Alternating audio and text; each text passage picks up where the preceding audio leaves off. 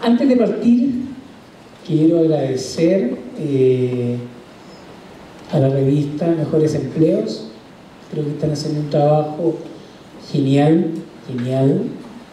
Le están dando visibilidad al mundo del trabajo y le están dando contenido, que yo creo que es clave. Quiero también agradecer al Grupo Muro, que yo creo que está queriendo construir una red potente en México con socios como esta empresa, que son muy buenos. Así que un aplauso para todos por esta iniciativa, ¿les parece?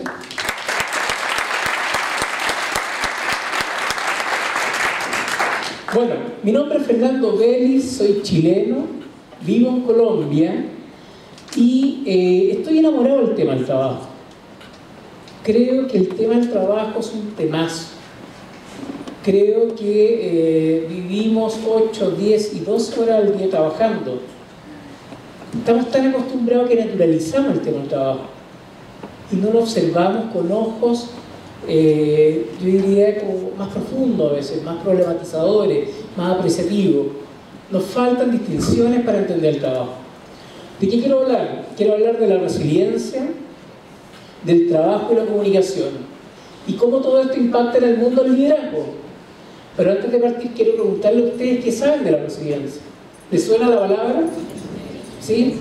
Bueno, ¿qué es resiliencia? Resiliencia es la capacidad de revertir la adversidad. Resiliencia es la capacidad de resignificar el dolor, el trauma, lo que nos duele. La resiliencia se conecta, yo diría, con las fuerzas más profundas que tiene el ser humano. Y a la vez nos damos cuenta que la resiliencia es algo que todos tenemos. La pregunta es si en algún minuto nos estamos escuchando para saber cómo reaccionar de forma resiliente. Cuando se habla de resiliencia, se habla de los bambús. Porque los bambús son flexibles, pero son fuertes. Tratan de romper un bambú. Es muy difícil. Ahora, el bambú, cuando se planta un bambú, la raíz se demora por lo menos 5 años en crecer. Y después crece el arbolito. Entonces, ¿qué significa la raíz? Es la identidad. ¿Y qué es la identidad? ¿Quién soy yo?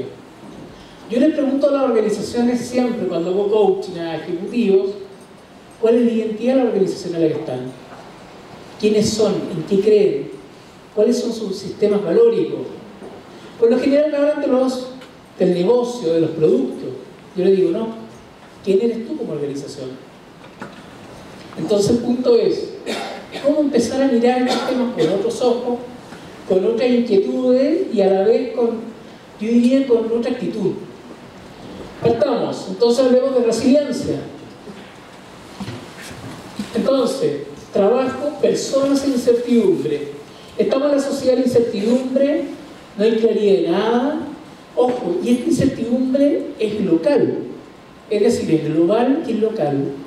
Es una incertidumbre que nos lleva a repensar el día a día. Me acuerdo cuando Piñera fue presidente la primera vez, entregó un pendrive a los ministros diciéndole: esta es la planificación estratégica del gobierno. Y al otro día tiene un terremoto. Chao planificación estratégica. ¿Qué hacemos? ¿Cómo partimos? Entonces, bueno, primero entendamos qué es trabajo. Etimológicamente, trabajar viene de la latina tripaliere, que significa torturar. Es decir, el origen del trabajo es la tortura. ¿Quiénes trabajaban? Los esclavos, los que se portaban mal, toda la gente que estaba literalmente a la deriva desde el campo del poder. ¿Y a quién le dolía a la gente que trabajaba? Le dolía la espalda, le dolían los brazos, porque tenían que cargar piedra, madera. Es decir, en esa época el trabajo, que era una tortura, generaba dolor físico. Hoy día pareciera que el trabajo genera dolor en el alma, porque nos duele. Ahora, o hemos sido torturados o torturamos, también, tengámoslo claro. La pregunta es, ¿cuál es el costo de estar en este lugar? Entendiendo que el trabajo lleva siglos generando dolor en las personas. Solo a modo de ejemplo, esta estadística de Chile, que les puedo decir que en América Latina, Centroamérica y México son más o menos parecidas, y yo diría que estas están benévolas todavía. Fíjense, el 53% de las enfermedades laborales están relacionadas con la salud mental. El 58% de las personas se siente abusada en su empresa. El 54% de las personas se siente infeliz en su trabajo. El 30% está agotado en su puesto de trabajo. El 86% de los empleados menores de 35 años se cambiarían de día de trabajo. Dos posibilidades: o salimos con depresión, con esta exposición, o literalmente salimos con otro tipo de preguntas. ¿De qué estamos haciendo en nuestra organización? ¿Y qué tipo de calidad de vida le estamos dando a la gente? A mí me interesa el mundo del trabajo porque ahí están todas las personas y porque creo que es un lugar relevante para agendar yo diría, un nuevo estilo de hacer preguntas. Es decir, el trabajo es un temazo, pero parece que tiene mala prensa. Parece que la gente cuando habla de trabajar empieza a cerrar los ojos y piensa en el viernes, el sábado y el domingo. Un componente de este dolor son los líderes. Mi tesis doctoral, que la estoy entregando ahora, es sobre el liderazgo en América Latina. Les puedo decir que es más o menos parecido. Es un liderazgo bastante coercitivo, desconfiado, controlador, que no empodera. Entonces, ¿qué hacemos con este liderazgo? Que nos complica la vida. Entendiendo que este liderazgo poco a poco ya empieza a agarrar patología. Por ejemplo, el síndrome Ubris, no sé si les suena, es una patología del liderazgo. Son líderes paranoicos, desconfiados, que en realidad están en un extremo. Entonces, ¿cómo empezamos a entender que la resiliencia en el mundo del trabajo pasa por estos líderes? Que para poder resignificar el dolor, generar afiatamiento en el equipo, instalar un propósito común, se requiere de una forma de mirar el liderazgo diferente, de una forma de entender el poder diferente. No son relaciones de control y sometimiento, son relaciones de validación y respeto. Entonces, ¿qué hacemos con el trabajo? ¿Qué hacemos con estos desafíos que yo diría son regionales y que son originados por nuestra historia? Porque llegaron los españoles, porque hemos tenido dictaduras, porque hemos tenido todo tipo de dolores. Pero al final del día eso no es suficiente. Al final del día las empresas requieren de buenos líderes y de culturas organizacionales sólidas, consistentes y éticas, definitivamente. Entonces, pareciera que el mundo del trabajo tiene mala prensa. El Cepillo dice: a veces pienso que tengo el peor trabajo del mundo. Y el papel confort dice: ¿estará seguro? Ojo, y no reímos, está bien, pero conectémonos con lo que nos pasa. ¿Cómo empezamos a desafiar esto? ¿Por qué es importante? Porque nosotros tenemos una matriz, toda la mirada latinoamericana, para arriba, hasta México. Tenemos una matriz de lo que es la revolución industrial. En la revolución industrial se trabajaba con músculos, porque las máquinas había que ejercer músculos para moverlas. Hoy día no. Hoy día se trabaja con conocimiento. El conocimiento fluye desde procesos conversacionales. Es decir, en la revolución industrial, obviamente, que estábamos con esta fuerza humana que funcionaba, pero funcionaba a nivel individual. Pero hoy día, en la sociedad del conocimiento, una sociedad dinámica, altamente dialéctica, esto surge desde el trabajo grupal. Y el trabajo grupal genera aprendizaje solo cuando hay dinámicas conversacionales, cuando hay cultura dialógica, es decir, cuando el conocimiento fluye desde la interacción del equipo. Entonces, tenemos que ir un tremendo salto. Y nuestra mirada regional, yo diría que nos está diciendo todo el rato, tenemos que dar giro. Por ejemplo, en América Latina, el 93% de las empresas no cumple su planificación estratégica. 93%. En América Latina, la calidad del trabajo es de un 25%. La calidad de los feedback de los líderes es de un 23%. La gente moja la camiseta un 30%. Es decir, tenemos mucho que saltar como brecha. El punto es por qué no lo hacemos. Entonces, ¿cómo empezamos a entender de que esto hay que desafiarlo? Y que hoy día el desafío es pasar del clásico equipo de trabajo a una verdadera comunidad de aprendizaje. ¿Por qué es el tema?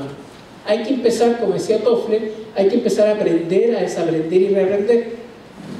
Hay que desafiar a nuestros enemigos del aprendizaje. Y hay que buscar la flexibilidad. Darwin dijo un día, no es la especie más fuerte la que sobrevive ni la más inteligente, sino que la que responde mejor al cambio. Entonces yo les pregunto, todas las empresas que están acá, ¿qué capacidad de cambio tienen ustedes? Ojo, entendiendo que declarar un cambio es muy fácil, el punto es otro, ¿cómo sostengo el proceso de cambio? ¿Y cómo lo genero desde una práctica transformacional? Cuando estoy en procesos de cambio, hay dos preguntas que hay que hacerse. La primera es ¿qué quiero cambiar? Obvio. Pero la segunda, que es la más importante, ¿qué quiero preservar de lo que yo ya tengo? De lo que yo soy. Entonces, ¿qué es lo que estamos, yo diría, reivindicando con este tipo de eventos? Que hay que mirar con otros ojos el fenómeno del trabajo. Y que la matriz antigua que tenemos no es suficiente. No es suficiente. Que acá el proceso es formativo, educativo, es integral. Que acá el tema no es el cosismo, de pensar que hay que hacer un tallercito, un cursito, vamos a subir un cerro, nos abrazamos, lloramos y somos felices. Olvídense. ¿Cómo cambia la matriz conductual de las personas? Ese es el desafío. Entonces, aparece esto del arte de liderar, que en el fondo es mucho más que mandar. El liderazgo capataz, liderazgo autoritario, verticalista, desconfiado, cero conexión emocional, no acompaña procesos de aprendizaje. Este liderazgo está en el plano informativo. Acuérdense, informar es dar. Y después aparece un liderazgo coach, que un liderazgo conecta con lo emocional, está en prácticas de aprendizaje continuo, genera confianza y obviamente deja espacio para que la gente se empodere. Y este liderazgo está en el plano de la comunicación. ¿Qué es comunicación? Entendimiento. Por lo general las empresas creen que comunicar es mandar correo electrónico y todo eso. Olvídense, no gasten plata. Una empresa que quiere buena comunicación tiene que tener un diálogo confiado. Los procesos conversacionales lo que generan es coordinación de acciones y ese es el desafío. Lo que hacen los soportes comunicacionales es darle visibilidad a la conversación, nada más. Entonces, ¿cómo empezamos a cambiar el paradigma? ¿Cómo empezamos a desafiar el cómo estamos viviendo hoy día el mundo del trabajo? Este señor está conectado con esta frase: nuestra capacidad competitiva está en nuestra capacidad para aprender. Y nuevamente les pregunto, ¿qué capacidad de aprendizaje tienen las empresas de ustedes? ¿Qué capacidad de aprendizaje tienen ustedes? ¿Qué capacidad de aprendizaje tienen sus propios líderes o mandos medios? ¿Cuál es la invitación? Subamos al balcón. Se requiere de líderes que vean el sistema, que entiendan que los procesos tienen interconexiones.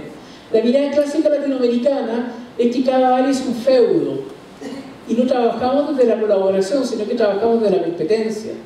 Cuando yo estoy en la competencia, obviamente que se articula la confianza, o sea, muere la confianza, perdón, y a la vez también dejo yo de facilitar procesos virtuosos. Entonces, ¿cómo empezamos a mirar el sistema? ¿Cómo soltamos nuestro proceso y empezamos a entender de que yo tengo que estar al servicio del otro? Porque lo clásico es esto: quiero una organización ordenada, predecible, que literalmente funcione frente a todo evento. Pero la dinámica humana es esta: es la sinergia, es la dialéctica, es el juego de salir a buscar al otro, es la sorpresa. Este paradigma ya no nos sirve. Está bien, época industrial. Hoy día tenemos que mezclar los sabores. Para eso, ¿qué requerimos? Requerimos de un criterio en donde la tolerancia ya no es suficiente. Hay que ir al campo de la aceptación del otro. Yo acepto al otro cuando tengo un paréntesis de desencuentro, pero a la vez un respeto por el otro. ¿Cómo empezamos a construir entonces estas organizaciones totalmente diferentes? Donde hay gente de 60 años, 50 años, 20 años. Donde hay argentinos, bolivianos, mexicanos, peruanos. ¿Cómo empezamos a hacer esa mezcla? Pero yo diría desde la convicción de que el poder está acá. Entonces, desde la comunicación yo siempre digo que hay que entender de que cada uno de nosotros es hermosamente diferente al otro. Tenemos biologías diferentes, formas de ver la vida, cultural, tenemos físicos diferentes, tenemos educación diferente, economías diferentes. Pero ese es el desafío. ¿Cómo generamos una sinergia desde ahí? Entendiendo que acá la idea no es uniformar a nadie. Acá la idea es, insisto, construir una comunidad de aprendizaje. Cada uno de nosotros es diferente, pero estamos todos alineados. Fíjense, ¿se acuerdan? Martes 13, Tabotero y así. Cada uno de nosotros le da su sello, pero acá está el mensaje. Antes yo vengo de la comunicación de hace muchos años, siempre pensamos en la comunicación, de alinear el mensaje, olvídense, la gente está en otra. Las nuevas generaciones, desde la ciberpsicología, lo que quieren es la reconstrucción de la realidad.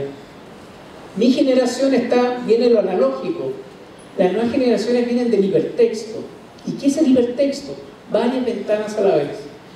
Es decir, requerimos construir y repensar el mundo del trabajo.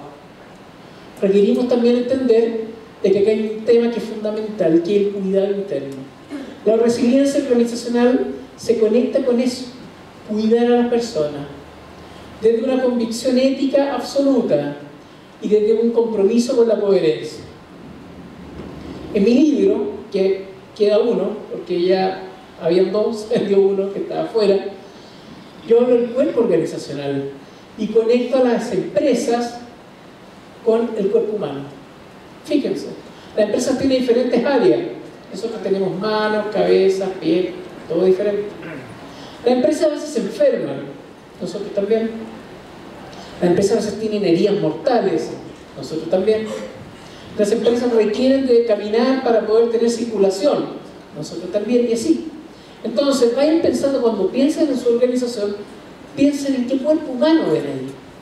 Una vez en un taller en Perú, les pedí a la gente que dibujara corporalmente su empresa. Y una señora dibujó un viejito como 90 años arrastrando un burrito, imagínense.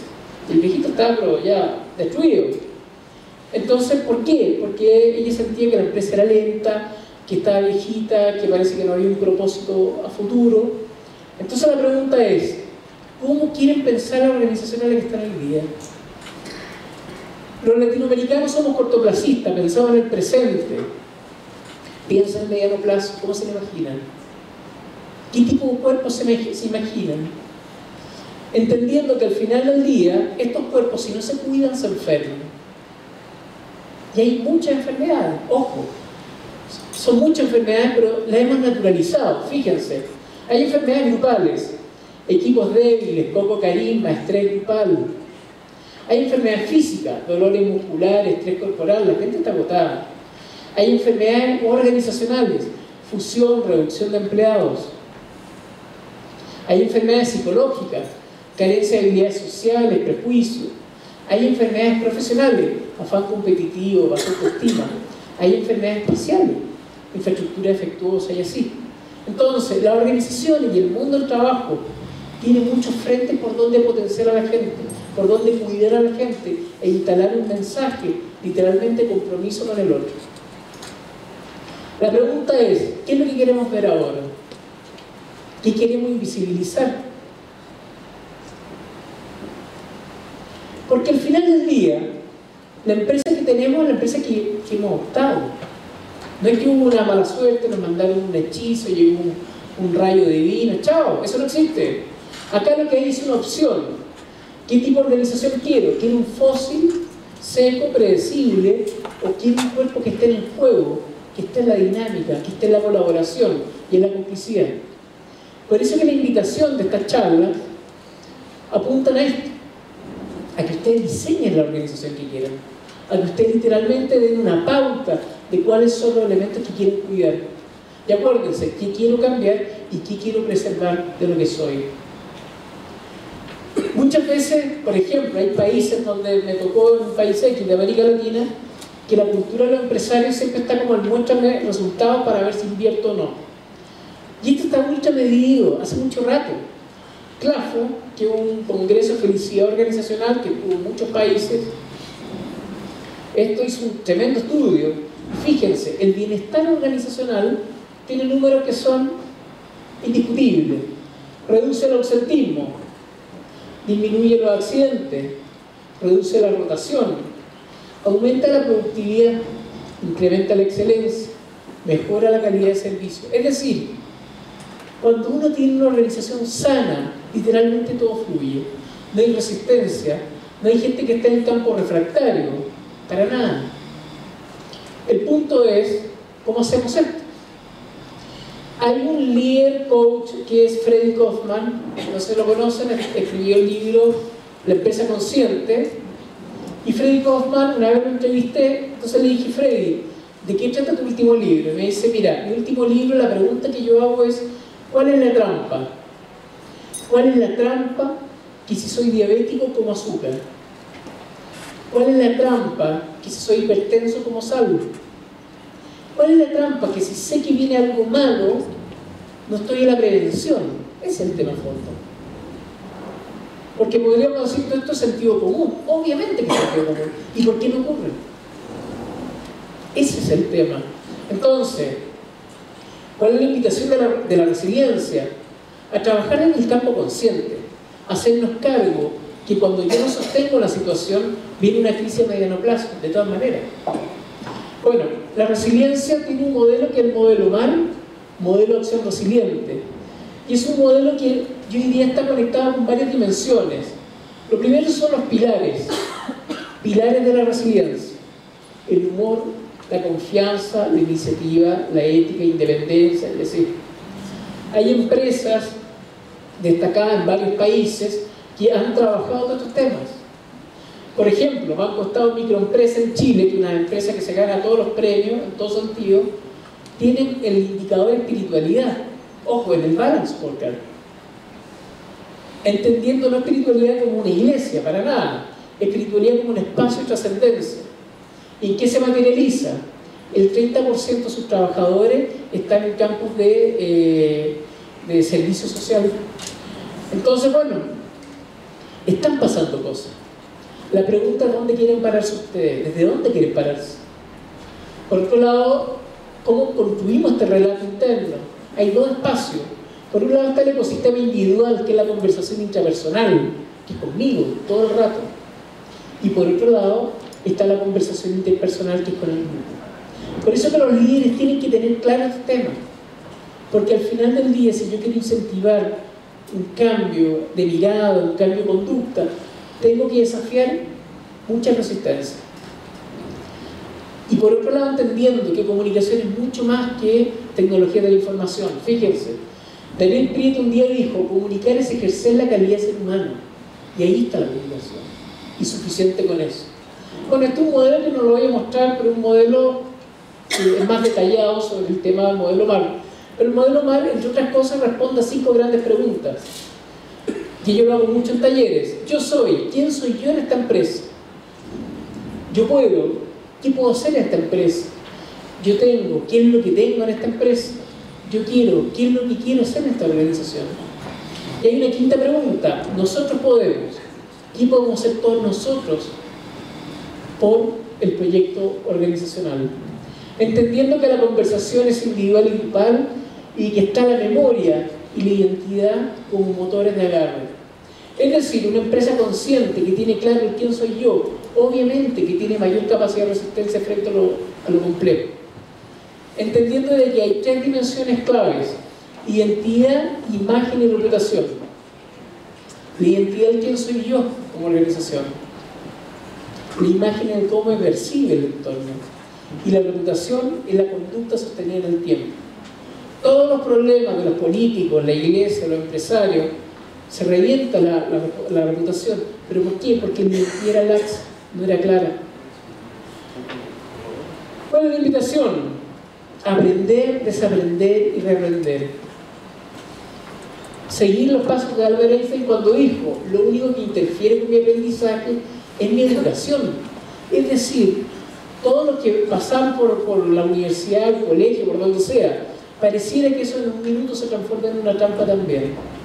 La pregunta es, ¿qué capacidad de flexibilidad tenemos nosotros para poder desafiar esto? Ahora, las organizaciones muchas veces tienen o pierden la movilidad porque están en esto, en el espacio interpretativo.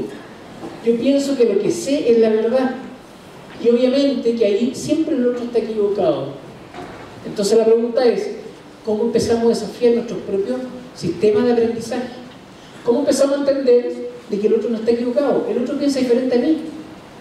Y suficiente con eso. Entonces, el gran desafío de la resiliencia desde la mirada ontológica no es cambiar las acciones para tener resultados. El gran desafío es cambiar el observador que yo soy como organización. ¿Cuál es la invitación? Ampliemos las distinciones. Literalmente ampliemos la forma de mirar.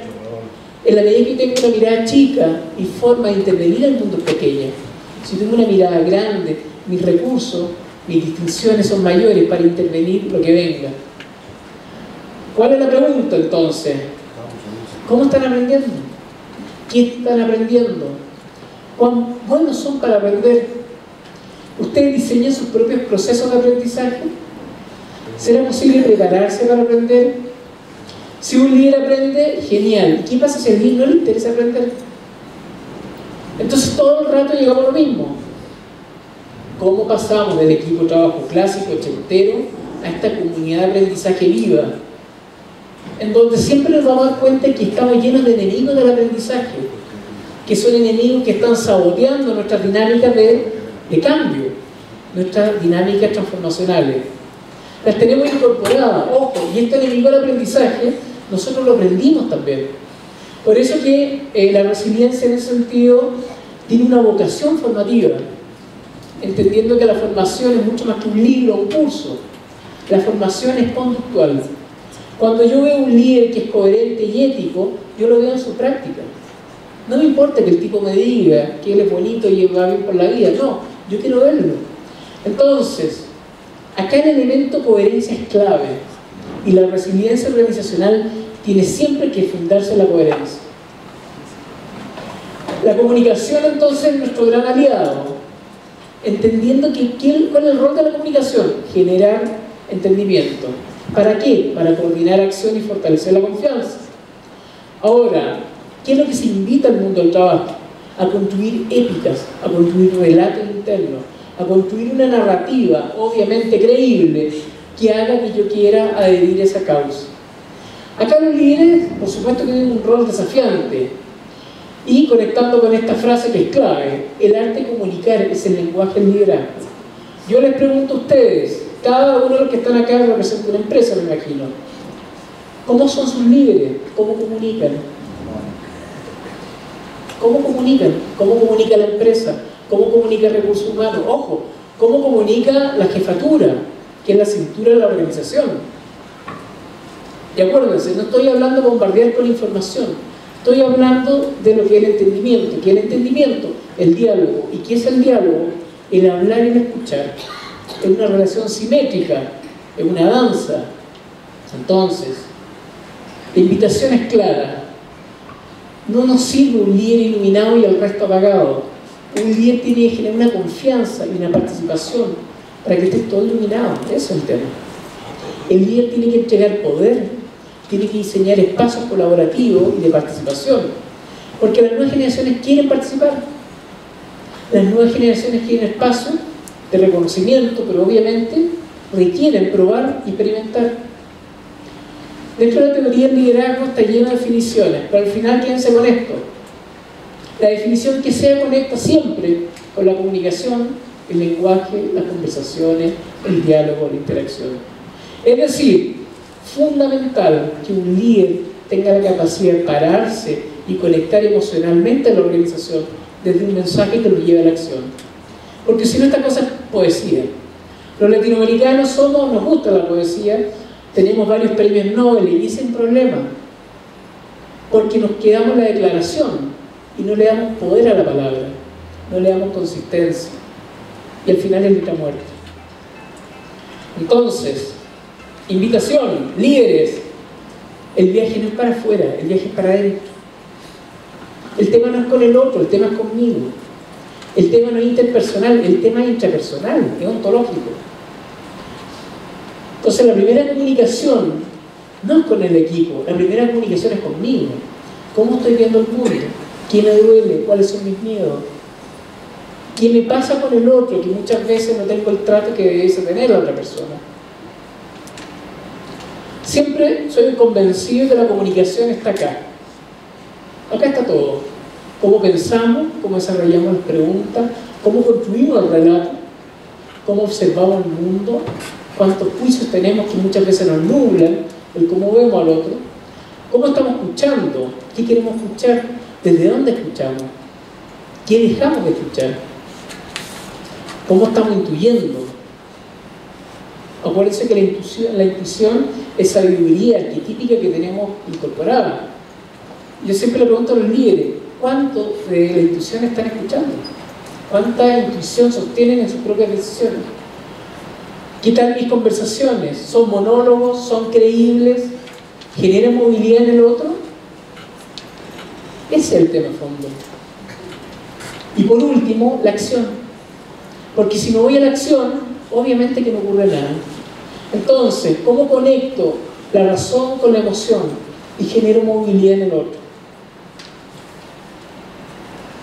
Bob Dunham, un coach ontológico de California, un día desarrolló esta teoría que es la anatomía de la acción. Bob dice que al final de la escala de lo que es la acción están los resultados. Y entre los resultados vienen las acciones. Y antes de las acciones vienen los compromisos. Antes de los compromisos vienen las conversaciones que tuvimos. Pero al final del día, lo que me mueve o no me mueve es si me importa o no me importa.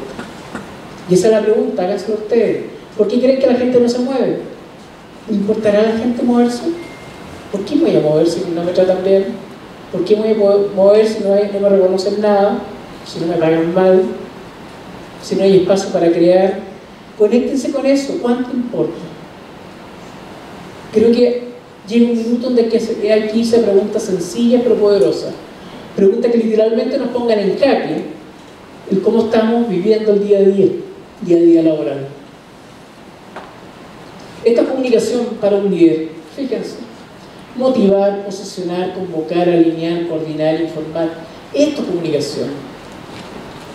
No es mandar un mensaje, chao, olvídense, hay cero efectividad. Esto.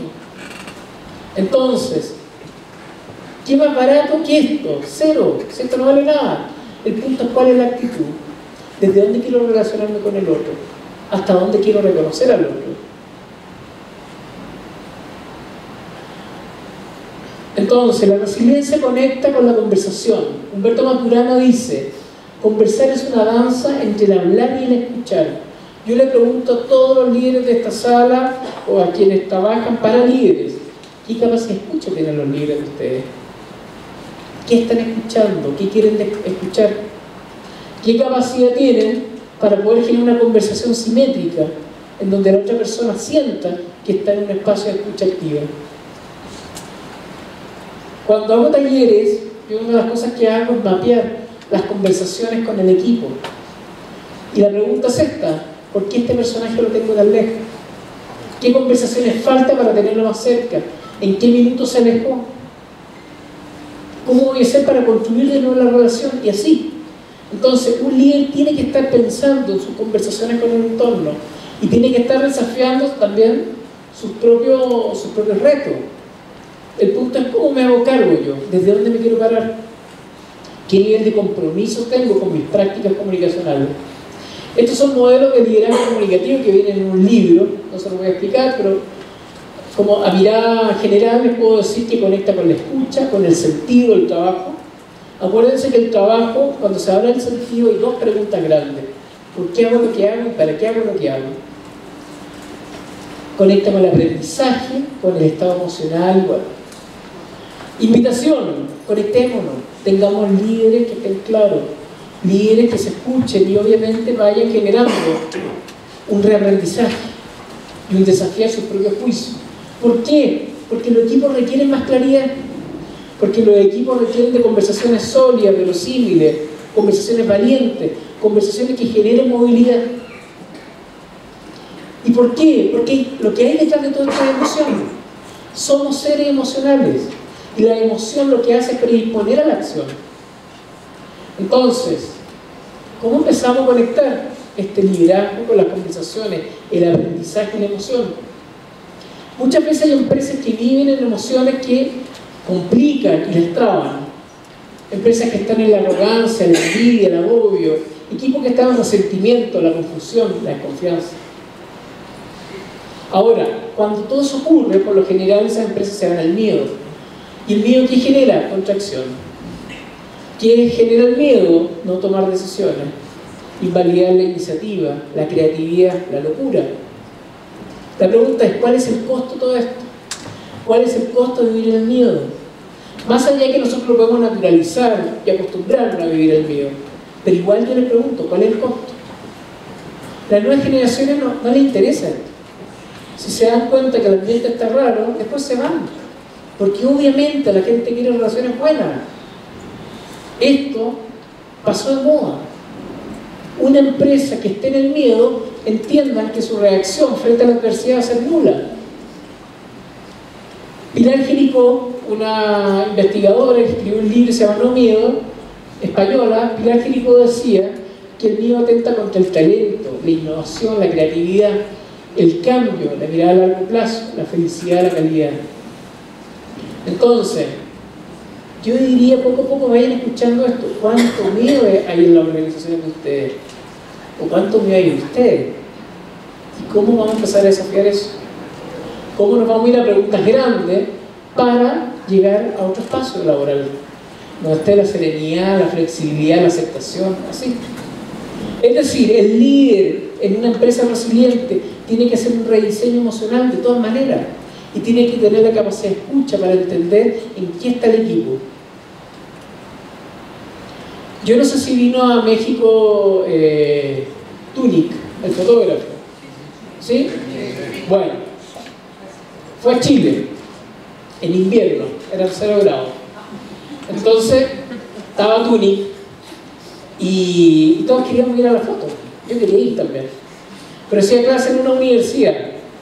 Entonces dije, encontrarme con alumnos sin ropa, no pega, no, va a ser muy fuerte la cosa. ¿Qué pasó? Todos le decían, Tunic, no vaya a Chile, los chilenos son grises, amargados. Ok, y Tunic fue. ¿Qué pasó? Se llenó de gente en la calle. 4.500 personas después no se querían vestir. En serio. Es más, la mamá de un amigo mío, que tenía 94 años, la subieron a un caballo y la señora, también sin ropa, saludaba a la gente. O sea, era surrealismo. ¿Pero qué es lo que había detrás de esto?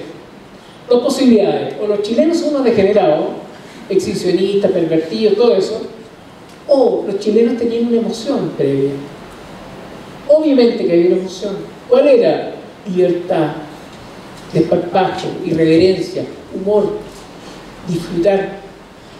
Entonces, somos seres emocionales y las empresas de ustedes tienen que entenderla y escucharla desde ahí. Este es un ejemplo.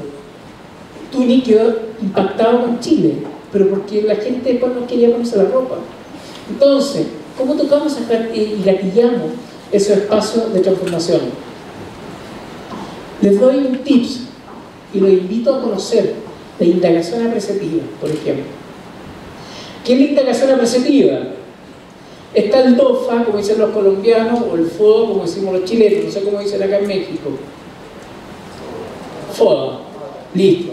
Entonces, por lo general los latinoamericanos y todos los que hemos tenido invasión y todo eso, tenemos un cuento con que es lo que nos falta, en la deuda, en la carencia, en la cojera. Cuando hacemos el FODA, siempre le damos mucha presencia a lo que nos falta, a la debilidad. La integración apreciativa es todo lo contrario. Fortalece lo que funciona, lo que hacemos bien, nuestras luces. Entonces la integración apreciativa poco a poco está entrando en escuelas de negocio como un espacio de resignificar el dolor y lo que nos afecta y transformarlo en potencial y energía. Solo ejemplos. Esta es una entrevista apreciativa. Fíjense. Cuéntenme cuál ha sido la experiencia profesional más positiva que tenía en su vida, en la que usted se sintió más realizado, comprometido y orgulloso. ¿Cuándo a alguien le preguntan eso? Con toda honestidad y sin tratar de ser humilde, dígame lo que usted más valora de usted mismo, de su trabajo, de su equipo, de su organización. ¿Cuáles son las cualidades y habilidades que aporta a su equipo y a la organización? ¿Cuáles son los factores que dan vida a esta organización cuando esté en el mejor de su funcionamiento? Es decir, acá hay un cambio de matriz en el cómo entender el presente y el futuro y el cómo intervenir. Yo esta indagación apreciativa lo he visto en empresas que no cumplen su planificación estratégica y cambian literalmente el paradigma y se van al campo de la abundancia. Preguntas negativas, preguntas positivas. ¿Por qué siempre me salen mal las cosas? ¿Quién es el culpable? Este es el típico paradigma, empresa latina. ¿Cómo puedo mostrar que estoy en lo correcto? ¿Por qué me tocó trabajar con el peor equipo? Miradas positivas. ¿Qué es lo beneficioso de esta situación? ¿Qué puedo hacer para ayudar a esta situación? ¿Qué es lo que puedo aprender? Resumen, hay dos formas de entender el tema del trabajo. El punto es de dónde me quiero parar yo. Solo como ejemplo, cuando los 33 mineros estaban en el proceso de rescate, los mineros tuvieron acompañamiento de indagación apreciativa todos los días, 20 minutos, 30 minutos cada uno, donde el tema no era hablar de la carencia y el drama que era estar enterrado. El tema era poder hacer foco en las fortalezas de esa persona. Fue tan eficiente el proceso, tan eficiente, que a las 2 semanas había un minero que podía operar de apendicitis, otro minero podía sacar muelas, y así, porque a la gente se le empoderó, se le dio reconocimiento, y desde ahí obviamente se invitó a la acción. Y voy aterrizando. ¿Qué hacemos? ¿Cómo queremos ver nuestra realidad laboral? ¿Cómo queremos ver nuestra empresa, nuestro estilo de liderazgo, nuestro propio accionar diario? ¿Desde dónde nos queremos parar? Esa es la pregunta. Cosas súper concretas de la resiliencia. Somos seres humanos fundados en el lenguaje. El lenguaje construye realidad y a la vez el lenguaje genera acción. El lenguaje es tema. Somos seres emocionales, somos seres que literalmente nos podemos ir a la contracción. En un minuto esa emoción se puede transformar en un estado anímico. Hay empresas, no sé si se lo ha pasado, que ustedes llegan, que están todos enojados, y a los 2 meses yo también estoy enojado, porque aprendí esa emoción. Entonces, en el fondo, sin darnos cuenta, vamos cambiando nuestra propia forma de percibir el mundo. La gente quiere transparencia, quiere relaciones justas, quiere literalmente relaciones que sean éticas y que estén al servicio de lo creíble. La gente quiere aprender, quiere desaprender y reaprender. Tiene claro que las empresas que están en la megalomanía y el ego no sirven y que tienen que ser organizaciones que estén en la humildad del aprendizaje. Que hay que ampliar la caja de herramientas, que hay que literalmente meter nuevas distinciones en esto de liderar, o de comunicar, o de aprender, o de lo que sea. Hay que desafiar lo que tenemos y hay que ampliar también la teoría. La gente quiere conexión, quiere diálogo, quiere relaciones reales, y yo diría que está conectada también con relaciones que estén conectadas desde la buena fe. No quiere relaciones transaccionales, utilitarias. Yo creo que ya eso va pasando de moda. La gente lo que quiere es ser incluida en una organización, entendiendo que tiene que haber un propósito mancomunado, inclusivo, y que está al servicio, obviamente, del bienestar de todos. Obviamente. Por último, esta es como la mirada clásica de la empresa latinoamericana. Estoy encerrado, miro, pero estoy acá. Démosle poder a la gente, empoderemos a la gente, demos libertad, acompañemos, eduquemos en cómo dar libertad, démosle espacio a la gente para que respire y para que actúe. Y estoy seguro que los resultados van a ser increíbles, pero el punto es confiar. Marcel Proust dijo un día: el verdadero viaje del descubrimiento no consiste en buscar nuevos territorios, sino en tener nuevos ojos. Yo les pregunto, ¿cuáles van a ser los ojos de ustedes para lo que viene? ¿Cómo van a ser para nunca más decir quiero retener al talento? Que yo encuentro espantoso eso. Cuando le hago coaching a gerente de recursos humanos, yo les digo, oye, ellos dicen que las generaciones jóvenes son un desastre porque se quieren ir. Yo les digo, bueno, ¿y qué oferta laboral les descubriría que esa persona se quiere ir?